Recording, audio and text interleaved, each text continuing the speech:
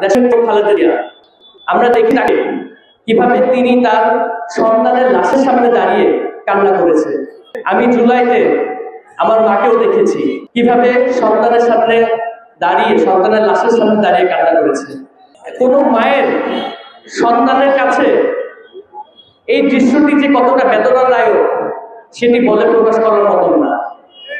আমি তো আমার ভাইকে অন্তত শেষ বিদায়টা দিতে পেরেছি, কিন্তু জনাব তারেক রহমান তার ভাইকে শেষ বিদায়টিও পর্যন্ত দিতে পারেনি।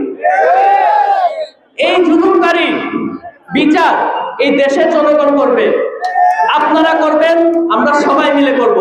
আপনাদের সবাইকে একসাথে নিয়ে আমরা এই স্বৈরাচারী খুনি হাসিনা বিচার এই রাষ্ট্রে, এই দেশের মাটিতেই সম্পন্ন করব। আপনারা জানেন তরুণরাই এই দেশের ভবিষ্যৎ।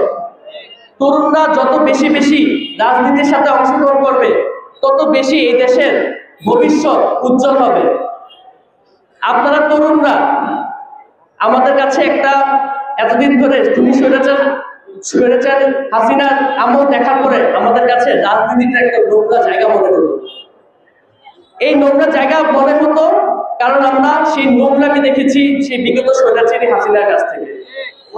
এবার আমরা তরুণরা এই নতুন বাংলাদেশ বিনির্মাণে নতুন ভাবে যুক্ত হয়ে এই নোংরা রাজনৈতিক পরিবেশটাকে চিরতরে কবর দিব এবং একটি সৌহার্দ্যপূর্ণ সুস্থ রাজনৈতিক পরিবেশ তৈরি করব। তরুণরাই এই দেশের ভবিষ্যৎ, তরুণরাই এই দেশের হাল ধরবে ভবিষ্যতে।